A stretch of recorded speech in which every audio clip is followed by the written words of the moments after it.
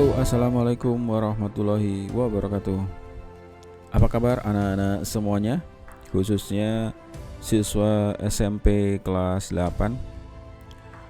Kali ini Pak Hadi akan menyampaikan materi sistem komputer, yaitu materi SMP kelas 8. Baik, mungkin di awal untuk sistem komputer nanti akan Pak Adi bagi beberapa bagian. Untuk kali ini Pak Adi akan membahas materi tentang sistem komputer mulai dari hardware, kemudian software, kemudian nanti untuk pengalamatan memori. Untuk materi gerbang logika nanti akan kita bahas dengan video yang berbeda. Baik, untuk menyemangati Pak Hadi, jangan lupa klik tombol like, subscribe, dan komen yang bagus ya. Baik, ayo kita mulai materi pelajaran informatika kelas 8 dengan materi sistem komputer. Baik, kita awali dengan tujuan pembelajaran terlebih dahulu. Berdasarkan kurikulum Merdeka, tujuan pembelajaran informatika kelas 8 dengan materi sistem komputer yaitu peserta didik mampu memahami yang pertama fungsi sistem komputer, di mana perangkat keras dan sistem komputer yang memungkinkan untuk menerima input, menyimpan, memproses, dan menyajikan data sesuai dengan spesifikasinya. Kemudian yang kedua, memahami mekanisme internal penyimpanan data pada sistem komputer. Kemudian yang ketiga, tujuan pembelajarannya yaitu memahami mekanisme internal pemrosesan data untuk pengolahan logika dan aritmatika. Coba kita lihat peta konsepnya terlebih dahulu. Ya, di sini sistem komputer terbagi menjadi 3 bagian, yaitu komponen sistem komputer yang akan kita bahas hari ini ya. Kemudian gerbang logika dan pengalamatan memori. Baik, untuk video kali ini kita akan membahas tentang komponen sistem komputer terlebih dahulu. Di awal dari pembahasan sistem komputer. Kemudian nanti kita lanjutkan dengan pengalamatan memori. Baik. Nah, dalam komponen sistem komputer mungkin saat kelas 7 kemarin kalian sudah mengenal yang istilahnya yaitu hardware atau perangkat keras, software, perangkat lunak, dan brainware sebagai pengguna. Baik, mungkin kita sekilas mengulangi pengertian atau maksud dari hardware itu sendiri, software maupun brainware. Secara pengertiannya, hardware merupakan perangkat komputer yang memiliki wujud fisik yang nyata dan dapat disentuh atau dipindahkan.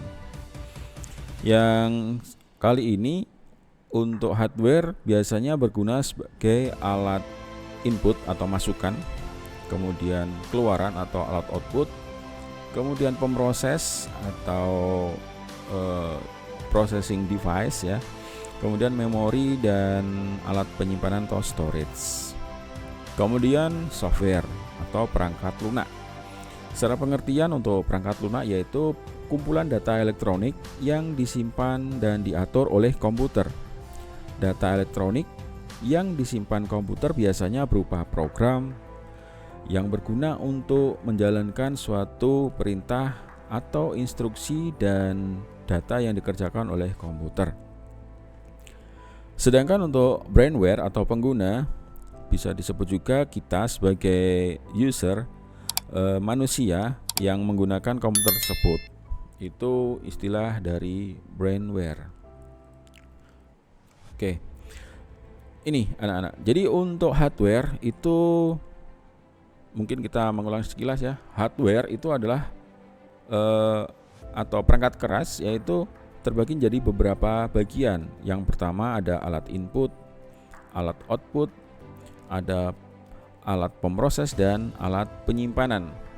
Masih ingatkah kalian tentang materi ini? Pastilah masih ingat. Ini karena materi kelas 7.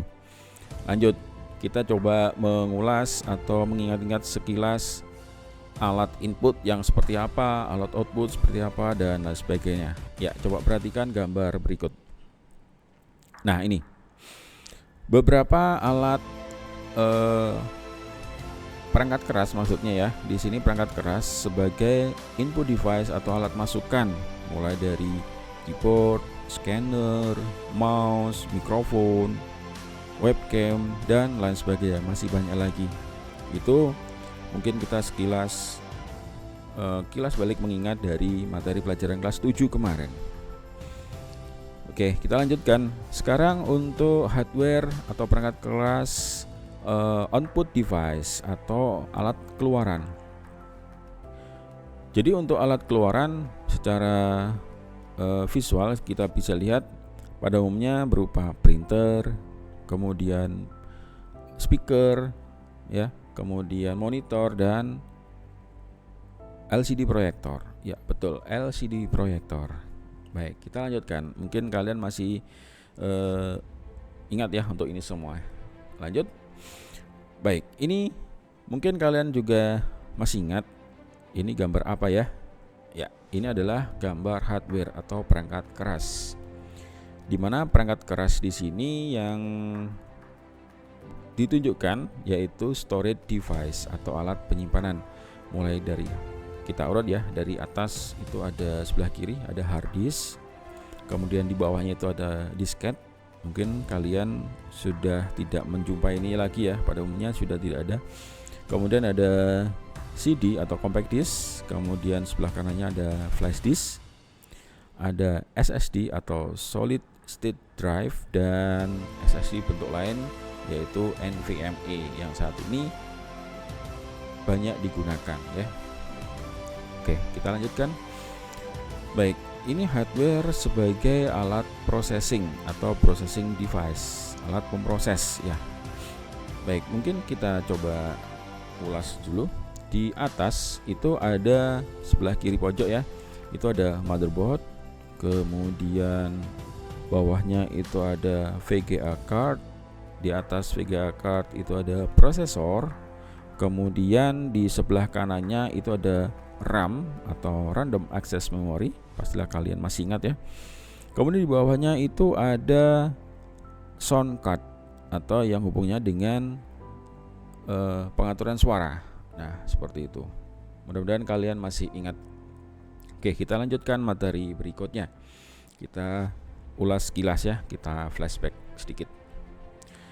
Kemudian ini software atau perangkat lunak. Perangkat lunak mungkin kemarin kita juga sudah bahas di kelas 7, yaitu terbagi menjadi 3, ada operating system, ada aplikasi, dan aplikasi pemrograman. Ya, kita lanjutkan. Nah, di sini ada materi berikutnya yaitu pengalamatan memori. Nah, di awal sesi ini sistem heksadesimal dari materi pengalamatan memori, kita kenalkan sistem heksadesimal menggunakan 6 macam simbol. Perlu diingat, heksadesimal di sini menggunakan 16 macam simbol, yaitu angka 0, 1, 2 sampai dengan 9. Kemudian dilanjutkan huruf A, B, C, D, E, dan F, di mana huruf A, B, C, D, E, F itu berurut nilainya adalah 10, 11, 12, 13, 14, dan 15. Oke, kita lanjutkan ya. Untuk sistem heksadesimal, nah ini ada konversi bilangan biner ke heksadesimal. Apa sih konversi? Nah, konversi itu adalah perubahan bentuk atau merubah dari bentuk awal ke bentuk berikutnya. Nah, Di keterangan di situ ada seperti tanda V kebalik ya, itu artinya tanda pangkat ya. Baik, kita lanjutkan. Jadi untuk yang pertama ini ada konversi bilangan biner ke bilangan heksadesimal. Masih ingat bilangan biner seperti apa? Oke. Bilangan biner itu terdiri dari dua simbol, di mana simbolnya adalah 0 dan 1 seperti pada contoh. Coba diperhatikan. Nah, di simbol tersebut, di contoh tersebut maksudnya itu tertulis bilangan biner 01 00 11 10, kemudian diberi tanda atau kode 2, artinya angka tersebut adalah angka biner. Kemudian sama dengan 4E. Di bawahnya ada angka 16. 16 itu apa?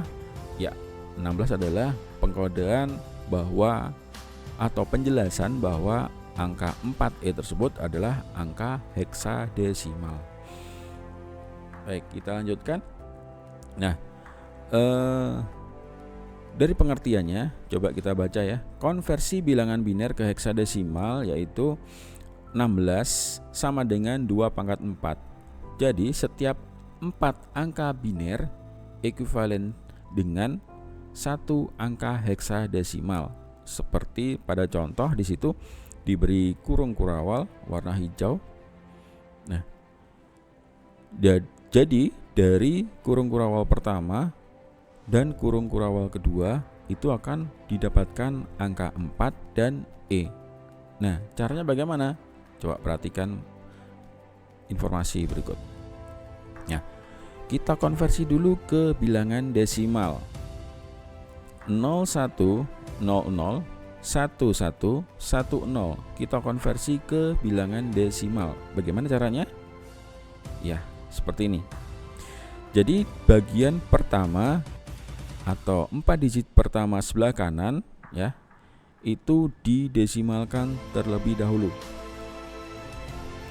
yaitu dengan cara pengkonversian bilangan biner ke desimal. Hasilnya adalah 14 seperti yang tertera di presentasi ini ya. Kemudian di angka 14 kalau dikonversikan ke heksadesimal itu mendapatkan huruf E. Nah, kemudian untuk bagian biner kedua atau sebelah kirinya, 4 digit angka biner berikutnya atau sebelah kirinya itu kita konversi desimal dengan menghasilkan angka 4 juga ya, seperti itu. Mungkin kalian harus mengingat-ingat konversi bilangan biner ke desimal itu seperti apa. Oke, kita lanjutkan. Nah, coba pertanyaan sekarang seperti ini. Ada bilangan biner 1100 1100 bilangan biner. Nah, sekarang coba jawab dengan konversi bilangan heksadesimal. Nah, bagaimana cara menjawabnya? Oke, silakan dijawab di kolom komentar dengan format berikut. Oke ya, Pak Adi tunggu ya. Silakan menuliskan jawaban kalian di kolom komentar. Oke, lanjut. Berikutnya konversi bilangan desimal ke heksadesimal. Di mana pengertiannya yaitu konversi bilangan desimal ke heksadesimal dapat dilakukan dengan membagi bilangan desimal dengan 16 hingga tidak dapat dibagi lagi atau hasilnya adalah 0. Perhatikan contoh berikut. Di contoh itu tertuliskan 423 kemudian diberi angka 10 atau diberi kode 10, artinya itu adalah bilangan desimal. Kenapa kok 10? Karena bilangan desimal ada 4 kode angka atau 4 kode ya. Mohon maaf. Ada 10 maksud saya.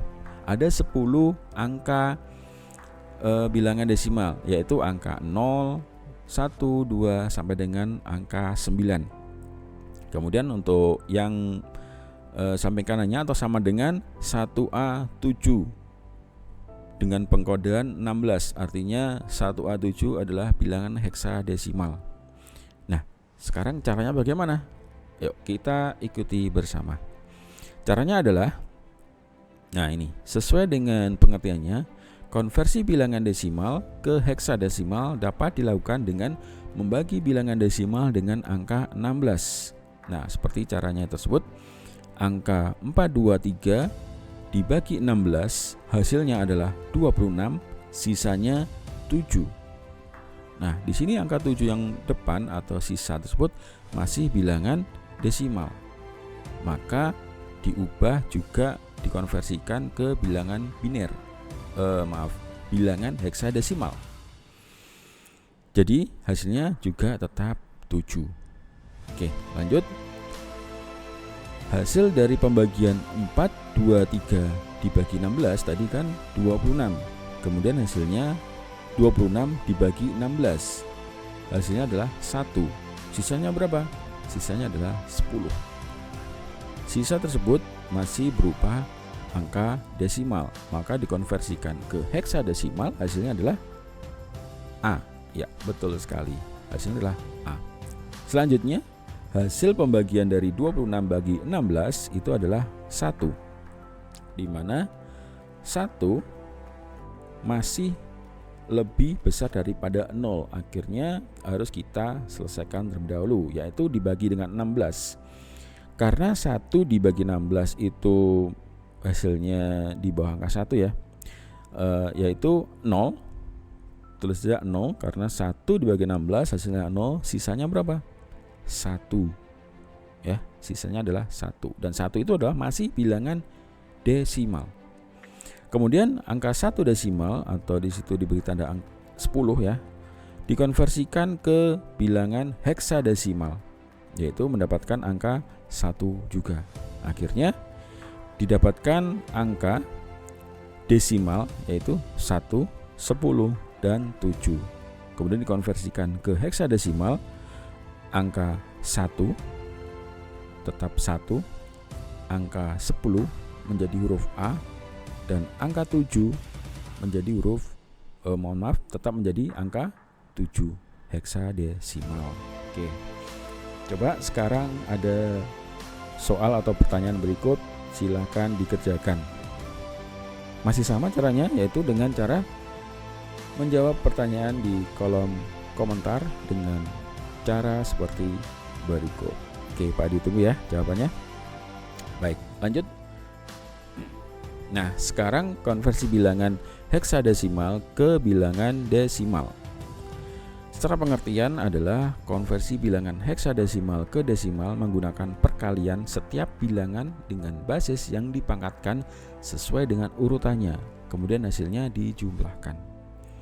Perlu diingat, untuk heksadesimal itu ada 16 pengkodean atau 16 angka dan huruf, gitu ya. Jadi untuk heksadesimal dikonversi ke desimal, artinya perlakuannya sama seperti di pembelajaran kemarin, di mana seperti bilangan biner ke desimal. Karena kalau kemarin biner itu 2, kalau heksa 16 berarti 16 pangkat N. Seperti tanda V di belakang angka 16 itu artinya pangkat ya. Iya. Lanjut. Di situ ada contoh 50 dengan pengkodean heksadesimal atau 50 heksadesimal menghasilkan angka 80 desimal. Caranya bagaimana? Caranya yaitu sama dengan seperti konversi di biner ke desimal, yaitu kalau heksadesimal menggunakan perkalian dengan 16 pangkat N tersebut.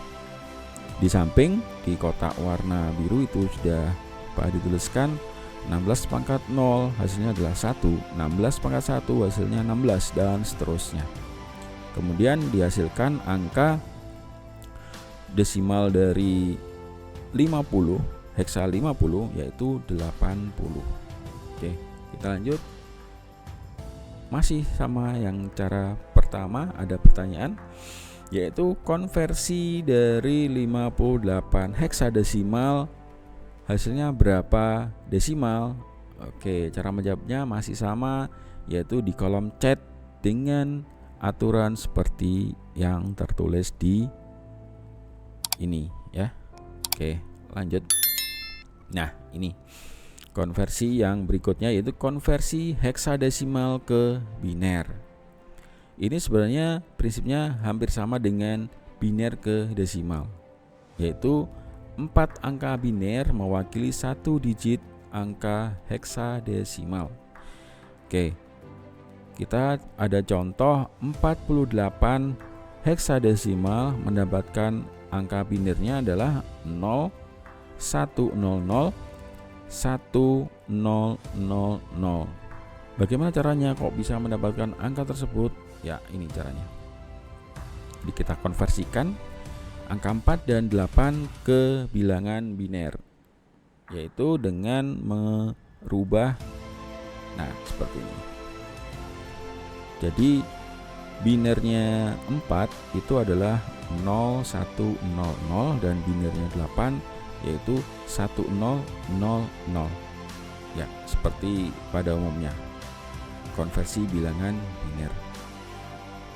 Oke, ini ada pertanyaan lagi. Bisa dijawab dengan cara yang sama. Konversikan bilangan 69 heksadesimal ke dalam bilangan biner.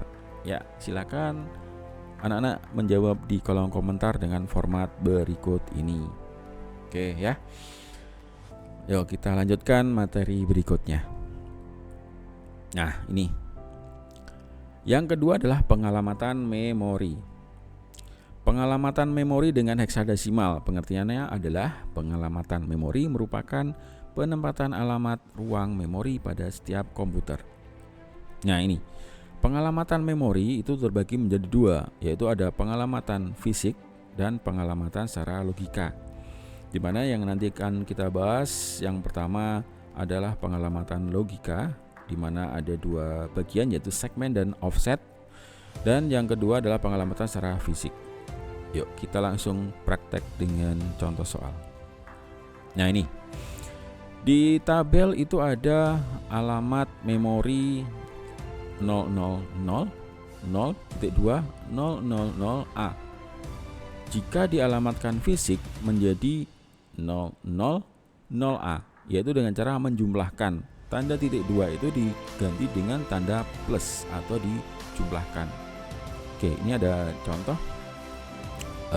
pembagian dari segmen dan offset. Mana sih bagian segmen dan mana bagian offset? Ya. Bagian sebelah kanan itu adalah segmen, bagian sebelah kiri adalah offset. Ya. Oke.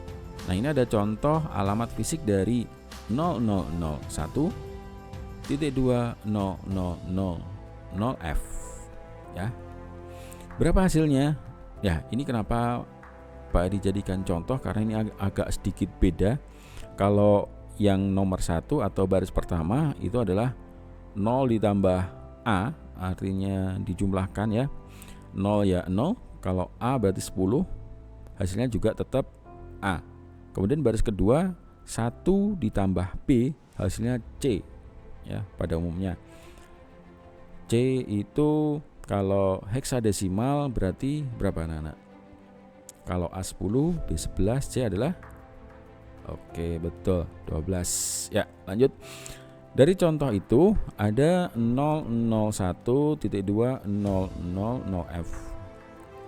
Itu alamat memorinya. Alamat fisiknya dapat berapa di situ? Kenapa kok dapat 10? Nah, ini cara mengerjakannya.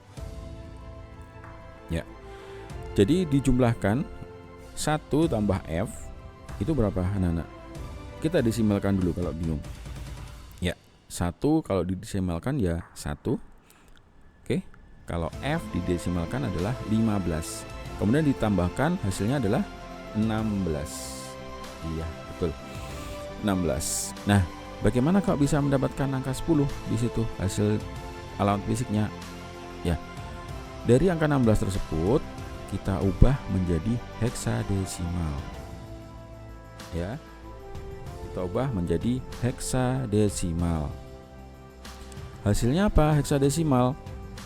Ya, heksadesimal dari desimal ke heksadesimal yaitu dibagi dengan angka 16, di mana 16/16 itu sama dengan 1 sisa 0, kemudian 1 dibagi 16 sama dengan 0 sisa 1, maka hasilnya adalah 0010.